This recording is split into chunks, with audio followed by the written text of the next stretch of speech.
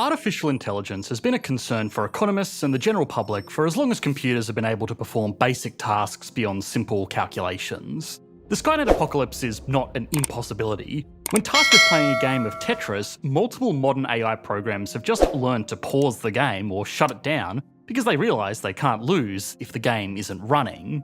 As black box neural networks are tasked with more real-world responsibilities, one would hope that their logic develops a bit more nuance, or else asking a machine to make sure the kids don't spend too long watching TV could have drastic consequences.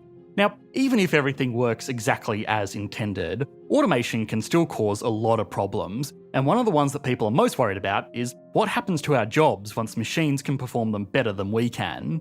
Nobody really knows how long this will take, or if it will even happen at all, but there is understandably still a lot of speculation about what a future will look like when the economic value of most people is negative. Humans are still going to need to eat and drink and be housed, and if they can't produce anything to earn their keep, they will ultimately be relying on the generosity of some entity to provide these goods and services for them for nothing in return. What that entity will be and why they will offer these resources for nothing in return is where a lot of misconceptions start, and understanding the true economic implications of this kind of future might simultaneously make us all less anxious about the short term and more anxious about the long term. So, do our economic systems still work in a world where humans have nothing of value to provide? What group of people are likely to suffer the consequences of this technological development first? And finally, are current advancements in technology pushing us close to a time where we will need to seriously answer these questions? In this video, we're going to talk about how AI is not necessarily going to replace jobs, but will instead leverage existing labour to make everybody more productive and our economies more prosperous overall. Now, while the theoretical economics of these new technological innovations is very interesting, the real practical applications are probably more important on an individual level. The team and I here at EE recently read through their short ebook on using generative AI to scale content operations that gave us advice on how to use prompts effectively and ideas about how we could use tools like this in the future. Crafting concise and optimized video descriptions for YouTube used to take me hours. However, by leveraging the prompts outlined by HubSpot and employing the known AI tools, we could significantly expedite the process. It also spoke about the limitations of current AI and problems that people might run into with plagiarism or even AI biases when using these tools. Nobody can predict the future, least of all economists. And even the experts on automation that are building out tools like ChatGPT and robots that can move like humans disagree on what these tools will be able to do in a few years' time, let alone a decade or a century. But with that out of the way, a lot of people, and even economists for that matter, get some comfort in the fact that if machines and artificial intelligence take all of our jobs, then nobody would have any income to buy the goods and services that these machines were producing.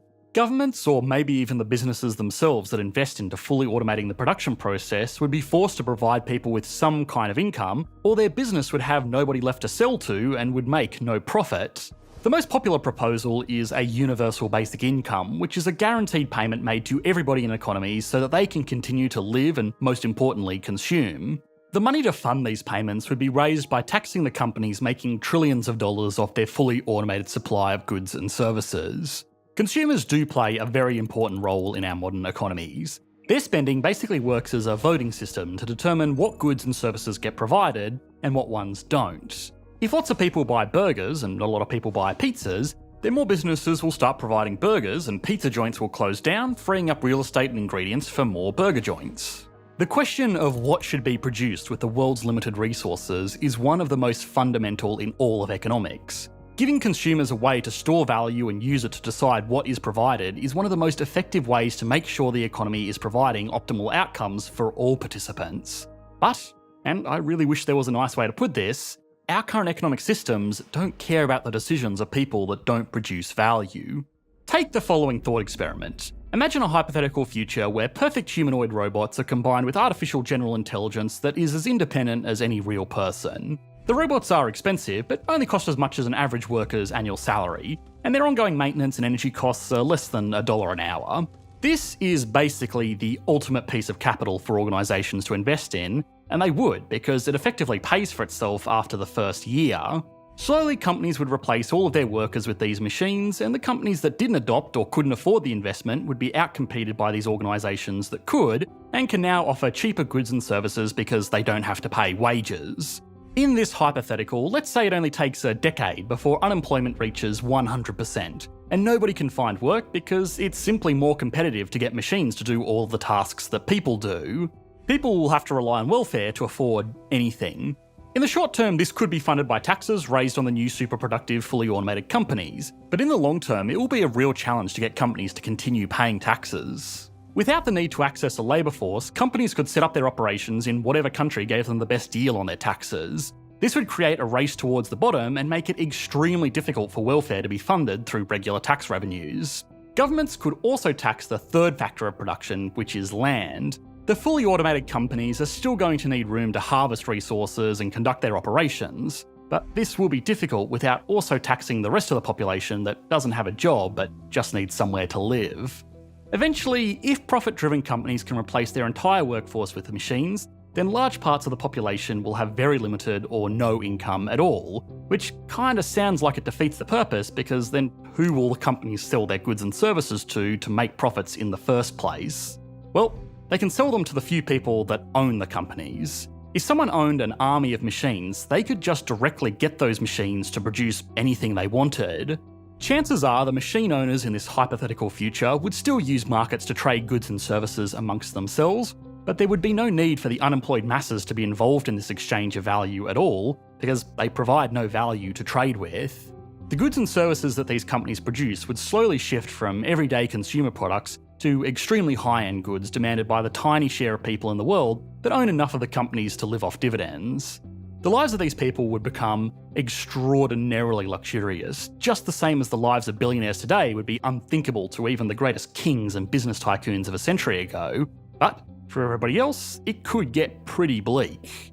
In the most extreme version of this hypothetical, people would just starve to death because there's no economic incentive to provide them with even basic essentials. Now, call me an optimist, but I don't think it will come to that. And no, it's not because I believe in the goodness of the human spirit. It's because of market forces. There is already a trend in highly capital-intensive advanced economies to have fewer children.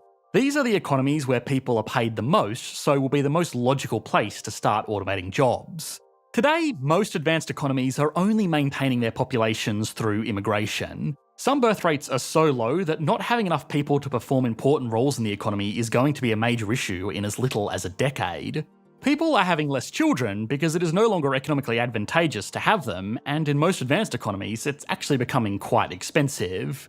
That trend has started because people are working in advanced industries that use big pieces of capital to leverage a small amount of human labour. A century ago, having a lot of children was great because they could work on the farm or in a small family business. Today, a farmer can just use a big machine that, while expensive, is still cheaper to maintain than the amount of children it would take to harvest the same amount of crops. Scaled up to the size of an economy, the same thing will happen. As it becomes cheaper to use machines to do the same work that humans used to do, advanced economies will probably see further declines in birth rates, as well as a reversal of the skilled immigration policies they've become reliant on. It will be harder to replace labour with machines in developing and undeveloped countries, because their wages are lower, so it will take longer for the investment into this theoretical new technology to become viable. This thought experiment was also an extreme example that still requires a big leap in technology from even the most impressive examples of AI available today. Nobody can predict the future, least of all computer scientists, but experts in the field are mostly saying that human-level artificial general intelligence is at least a few decades away yet, if it's possible at all. So even though people shouldn't feel too safe just because they are consumers, they probably shouldn't feel too worried yet either. As our populations get older and more pressure is put on a smaller group of young workers to support our economic prosperity, tools that can help them do more with less is something to be excited for and not fearful of. Fear is unlikely to do any of us much good anyway, because even in the worst case scenario like our thought experiment from earlier, nobody can predict which jobs are going to go first. For a long time, the prevailing consensus was that jobs that involved a lot of physical labour would be the first on the automation chopping block, and creative professions like writing, art, and making music would be the most difficult to automate. Now people are predicting the opposite. Most of the developments in recent years have been in creative fields, and technology is struggling with what we thought would be easy tasks like driving a car. At this time, these new technologies are already creating new jobs that didn't exist this time last year. Automated systems are only as good as what you can tell them to do, and communicating effectively with machines is a very real skill. Thanks for watching, mate. Bye.